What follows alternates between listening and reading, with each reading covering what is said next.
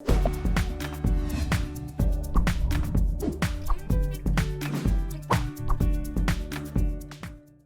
have fielded a lot of questions since I posted the video about antithrombotic medication and about the therapist that got sued because they didn't have an INR value of a patient before they dry needled them, and it caused a big hematoma, caused some extensive bruising, ultimately went to lawsuit, and the therapist lost the lawsuit. And one of the takeaways from that lawsuit was that the therapist should have known the patient's INR status before they decided to needle the patient.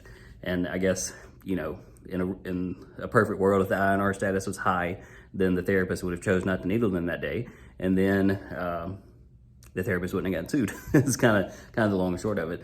But it's not that simple. So there's a lot of different types of antithrombotic medication, and in the previous video we talked about the different types of that antithrombotic medication.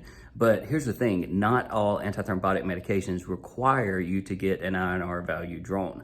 Some of the most popular antithrombotic medications are Eliquis and Xarelto, and those are either a once a day or a twice a day pill, and those do not require INR monitoring.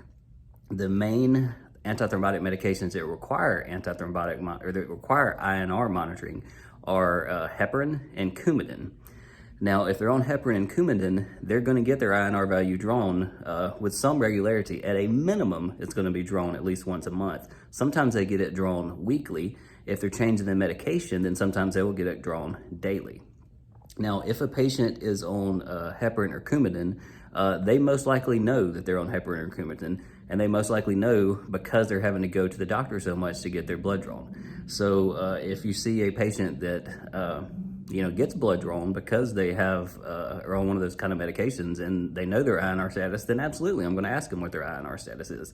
But like I say, not everybody is on that type of medication. So I want to give you just a brief, this is not legal advice, but just a little bit about how I'm going to change my practice regarding patients that are on some type of antithrombotic medication. So if they are on Coumadin or heparin, let's talk about that first. I am going to ask for their INR status. And if they know their INR status, then great. I'm going to document what their INR status is.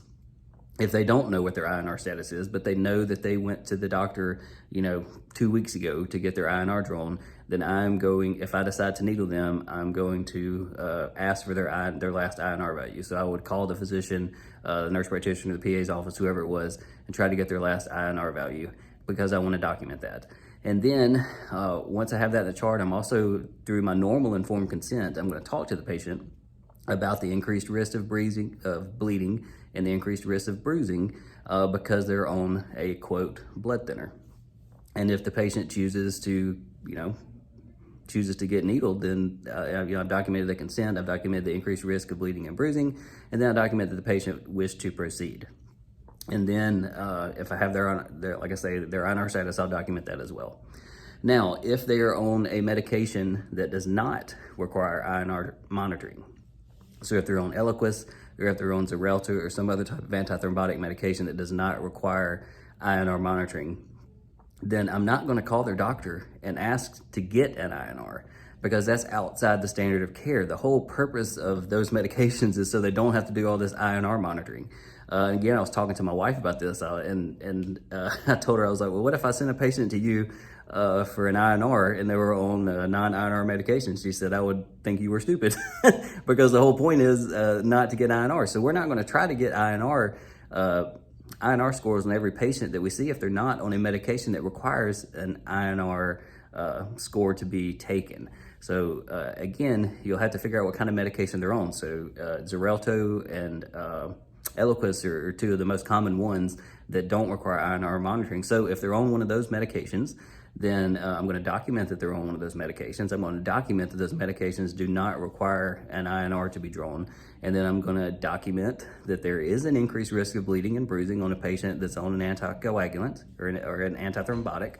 And then I'm going to document that they either agree or they don't agree to proceed with the treatment. And I think that's probably going to be the best way for us to proceed forward with doing the treatment, and then making sure that you're documenting it and making sure that you're doing it ethically.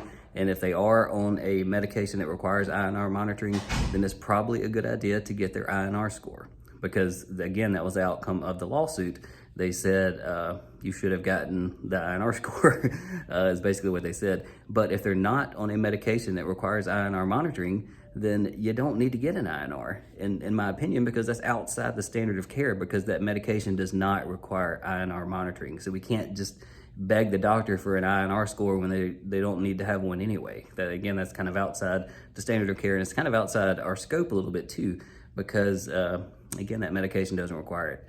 I'll leave the comments open in this video because I know y'all are going to have questions, and we'll leave them open and maybe get a little discussion about it. Thanks.